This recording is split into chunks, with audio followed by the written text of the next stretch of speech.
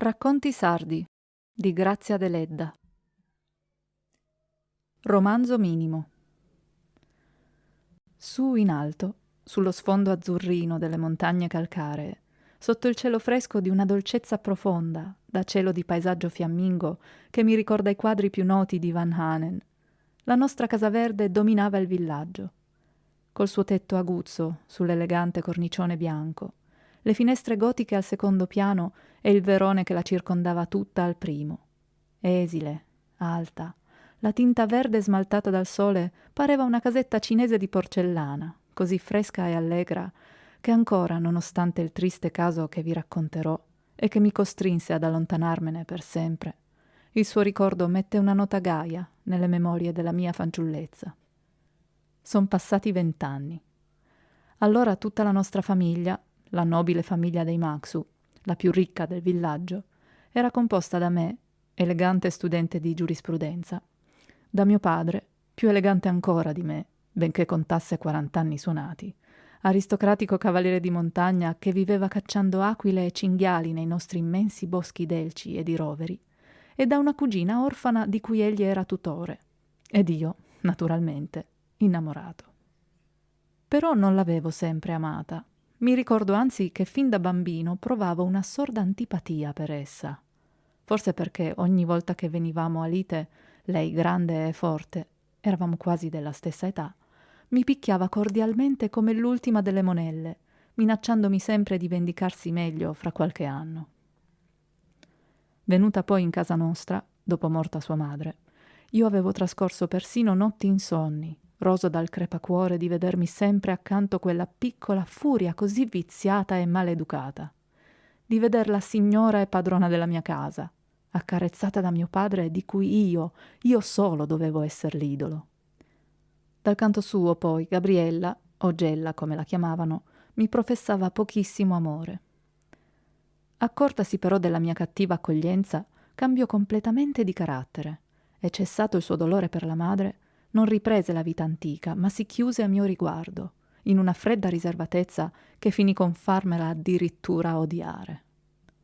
Non mi parlava quasi mai. Mi passava davanti senza guardarmi e andando su e giù per la casa, imponendosi su tutto e su tutti con una dolcezza silenziosa e nuovissima in lei. Pareva non accorgersi neppure di me. Fremevo di rabbia. Avrei dato 10 anni di vita perché Gella mi avesse procurato il menomo motivo di accusarla a mio padre, e cercavo tutti i mezzi per accendere almeno una delle nostre antiche liti, ma sempre invano. Lei non badava a me e tutt'al più rispondeva con un sorriso di disprezzo alle mie insolenti provocazioni, alle mie acri allusioni sulla sua condizione di intrusa nella mia casa. Si è che io ero ancora un bimbo coi miei 16 anni e lei una fanciulla precoce che forse sognava già Dio sa che cosa coi suoi 14. L'avremmo forse finita male se, sopravvenuto il novembre, io non fossi partito per i miei studi. 9 mesi di lontananza temprarono la mia antipatia, tanto che ritornai con tutte le possibili buone intenzioni di pacificazione. Magella non aveva appunto cambiato di opinione. E non solo mi accolse freddamente, ma abituata col tempo alla nuova casa, mi sembrò mi considerasse come ospite più che padrone. E così 1, 2, molti anni. Stancatomi di accarezzarla e di perseguitarla, finii anch'io con limitarla. Nessuna confidenza, nessun affetto, nessuna di quelle fini attenzioni o di quei dispetti effimeri abituali in persone che vivono sotto lo stesso tetto correvano fra me e Gella. E mentre nel villaggio si diceva che appena laureato avrei sposato mia cugina, neppure un barlume vago d'amore, neppure il minimo pensiero ci univa. Noi che ci vedevamo ogni secondo, noi che eravamo diventati 2 bellissimi giovani. Io Bruno, elegante, rumoroso così che al mio arrivo mettevo tutto il villaggio in fermento.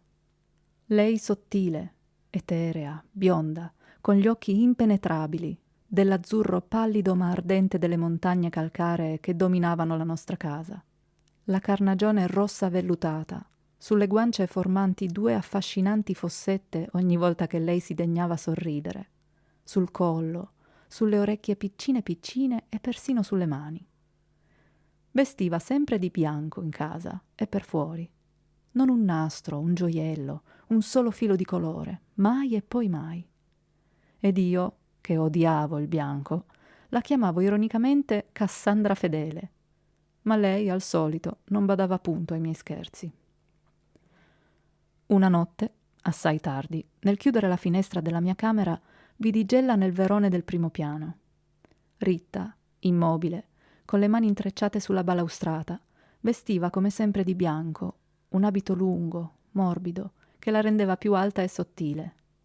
Le maniche, larghissime dal gomito in giù, le cadevano all'ebrea lungo i fianchi eleganti, lasciando nuda parte delle sue braccia esili, ma ben fatte, e i capelli crespi, indomabili, le scendevano sulle spalle, metà a treccia ed il resto disciolti.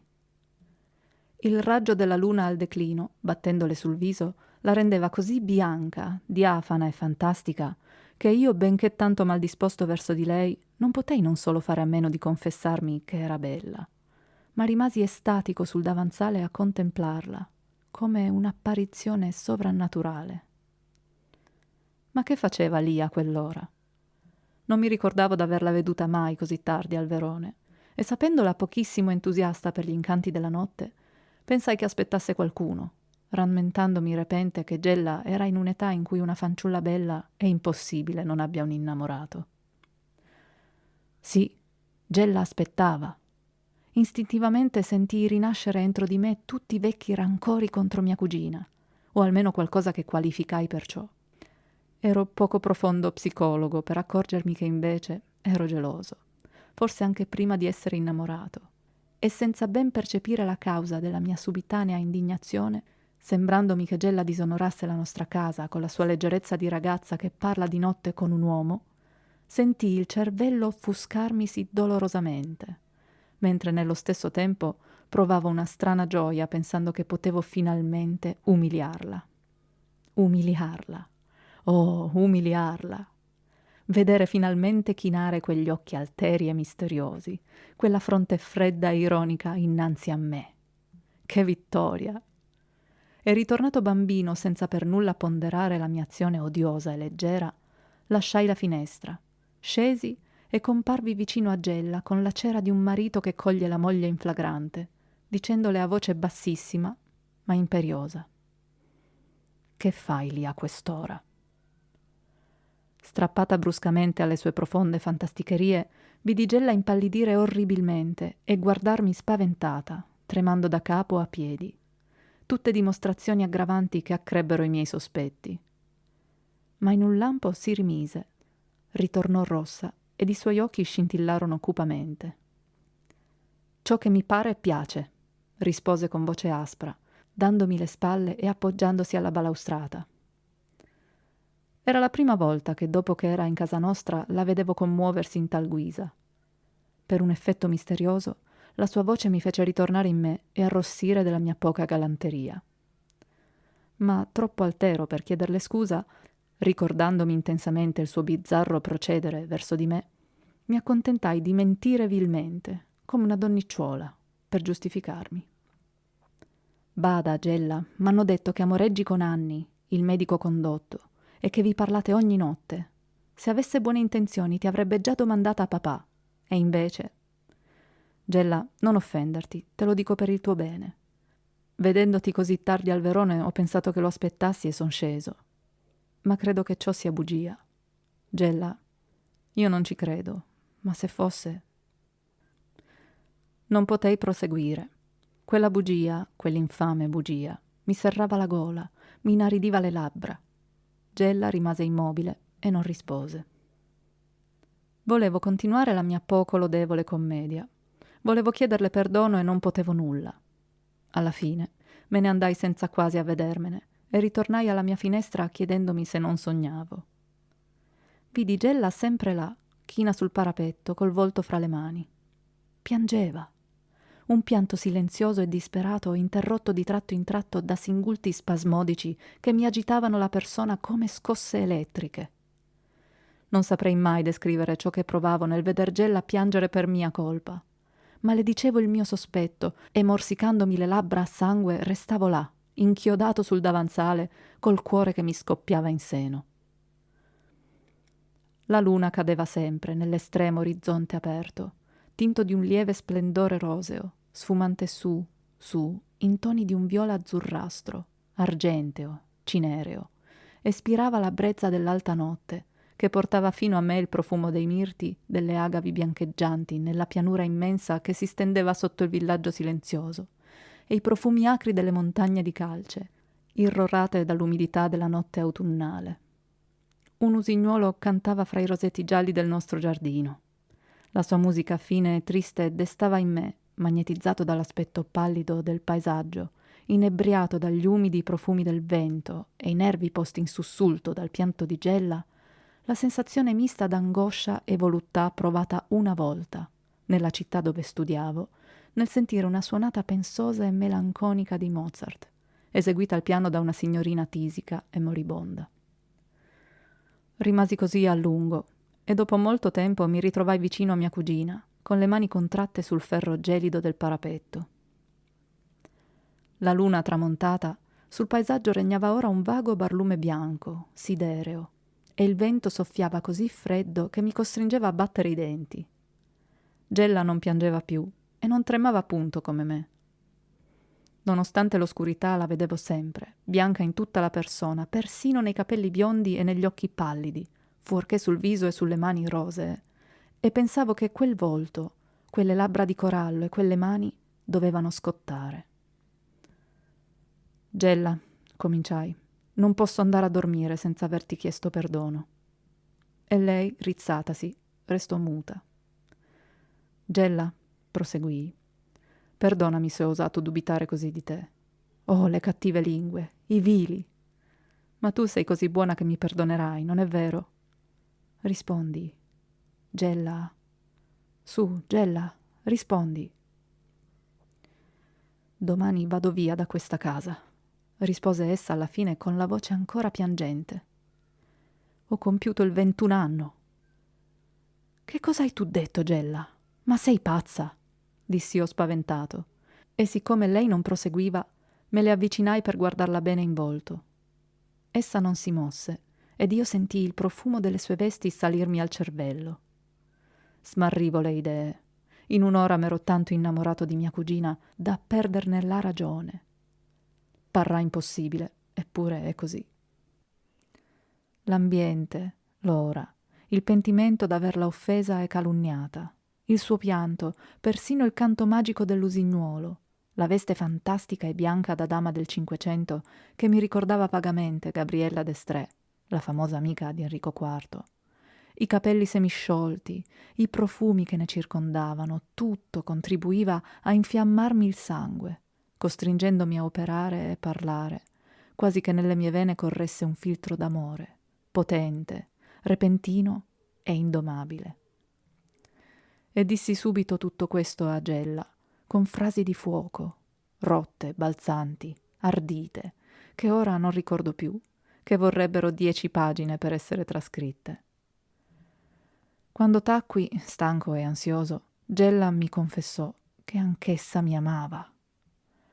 Allora, entusiasmato, pazzo, fuori di me, la strinsi quasi brutalmente fra le mie braccia e, lei riluttante, la baciai sulla bella bocca di corallo, che trovai fredda come la neve, che restò fredda, nonostante i miei lunghi baci di fuoco. Quel mese di ottobre fu il mese più strano della mia vita. Di giorno io e Gella proseguivamo le parti antiche, freddi e indifferenti, ma di notte i convegni più ardenti e romanzeschi ci riunivano o nel verone o nel roseto del giardino, nell'oscurità azzurrognola delle notti interlunari, o fra i silenzi gemmei dei magnifici pleniluni. Solo nelle notti piovose ci riunivamo nel piccolo salotto nero, caldo, a cui la luce tenue della lampada dava un vago ambiente di santuario. Nel divano antico di lampasso a fiorami lividi, Gella col suo costume bianco pareva una santa medievale, una Madonna latina dal volto a riflessi d'oro. Ed io, spesso prostrato sul tappeto, adorandola, rappresentavo benissimo la parte di devoto. Diventavo sempre più innamorato, Di giorno in giorno il mio amore prendeva proporzioni immense, un amore che mi avrebbe ucciso se non corrisposto. Di giorno spasimavo perché costretto a nasconderlo. Gella mi aveva detto: «Non voglio che nessuno, neppure tuo padre, sappia che ci amiamo, finché tu non sia in grado di sposarmi», cioè laureato. «Se tu dici una sola parola, se dai un solo sospetto, tutto è finito fra me e te». Di notte soffrivo, pur stringendomela al seno, pur baciandola e sentendomi dire da lei: «Sarò tua, tua per sempre, e amerò sempre te, te solamente». Soffrivo qualcosa di immane, un'angoscia incomprensibile che, confusa alla intensa voluttà di trovarmi con Gella e di sentirmi amato da lei, produceva una specie di pazzia nel mio cervello sconvolto. Tutto mi turbinava attorno e confondevo il passato col presente, i sogni con la realtà. Se in quel tempo avessi scritto il mio giornale, avrei formato il più interessante dei romanzi psicologici, perché sono convinto che nessun uomo sia stato più stranamente e completamente innamorato di me. Quando giunse il novembre e mi decisi a partire, mi sembrò che mi destassi da un lungo sogno. L'ultima notte che passai con Gella sulle mie ginocchia, ricordo d'aver pianto come un bambino e non scorderò mai il brivido provato nel sentirmi dire da lei: «E se al ritorno mi troverai morta?» Mi guardò tremare con un freddo sguardo e la sentii mormorare cupamente: «Altre volte non ti dividevi così da me». Ma non posi mente al suo sguardo e alle sue parole. Vi ripensai solo più tardi. Partii. Nei primi mesi parevo inebetito.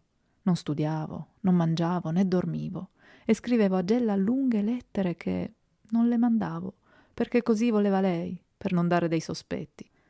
Ma a poco mi abituai alla lontananza e col tempo il mio amore entrò in un'altra fase. Amavo sempre, più che mai, ma non soffrivo più. Speravo. Mi diedi a studiare con ardore e passai splendidamente agli esami.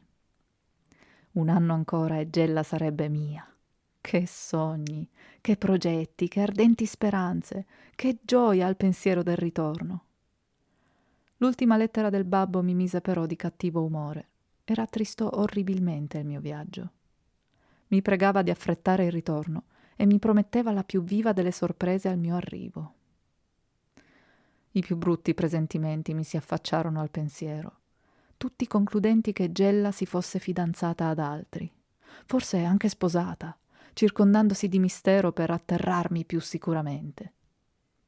Provavo le vertigini a quell'idea e meditavo persino la vendetta da eseguire se Gella mi avesse davvero così tradito. Ma con chi? E per chi? Nessuno dei pochi signori del villaggio era giovine, ricco, bello e aristocratico come me. Nessuno poteva amarla come l'amavo io. Nessuno poteva offrirle uno stato da signora come quello che godeva in casa mia. Perché dunque tradirmi, dopo tanti giuramenti e lagrime, dopo i nostri baci e le nostre promesse? Ma invano cercavo rassicurarmi. Mentre la vettura mi trasportava al villaggio, attraverso le campagne deserte, per le chine coperte di robini e lussureggianti e di timavi che impregnavano l'aria fresca dell'alba con olezzi d'incenso, sotto i boschi di roveri intricati ad eriche selvagge, mi tornava acuta al pensiero la memoria della lunga antipatia corsa fra me e Gella, i dispetti che l'avevo continuamente fatto, le sue minacce di bambina cattiva di vendicarsi più tardi, il suo disprezzo, la sua gelida inimicizia. Mi risovvenivano le sue labbra fredde sotto i miei baci di fuoco, i suoi occhi impenetrabili sotto il mio sguardo delirante e quel patto orribile di tacere il nostro amore. Ero perduto, perduto, perduto. Gella non mi aveva amato un solo istante, ma ha finto di amarmi per rendermi pazzo, per vendicarsi col tradirmi ad un dato momento. Sicuro di ciò, mi torcevo le mani e smaniavo come un ossesso. Ma quando potei scorgere, dietro le alture brune dell'orizzonte, il profilo dei miei monti, tutti color di rosa alle prime carezze del sole, e sul fondo d'oro del cielo, risi delle mie paure, mi chiamai pazzo e proseguii il viaggio sorridendo, tutto inebriato dagli splendori della magnifica mattina, certissimo che Gella mi aspettava ansiosamente, senza più pensare alla sorpresa promessa. Trovai mio padre e Gella che mi aspettavano al pian terreno, nella stanza da pranzo, e fui subito colpito da 3 cose. L'arredamento vecchio della stanza era scomparso e sostituito da un nuovo, ricco e splendido. Papà pareva ringiovanito, elegante, vestito di nero, gli occhi scintillanti di gioia. La barba bionda, corta, divisa sul mento, gli dava un'aria bellissima che lo trasformava tutto. Gella vestiva di colore. Se ne stava in fondo alla stanza, le spalle appoggiate alla finestra chiusa, e benché il suo viso restasse oscuro sul fondo luminoso dei vetri, la cui luce le circondava i capelli con una sfolgorante aureola, mi parve pallida, ma gli occhi scintillanti di un sorriso misterioso. Tutte queste osservazioni le feci in un lampo e solo dopo le potei ben delineare. In quel momento ero così esaltato che corsi prima a Gella che a mio padre, in atto di abbracciarla. Ma lei mi stese freddamente la mano. Mio padre, intanto, contento senza dubbio del mio insolito slancio d'affetto per Gella, si arricciava i baffetti biondi e mi diceva, con un sorriso: «Abbracciala pure, è mia moglie».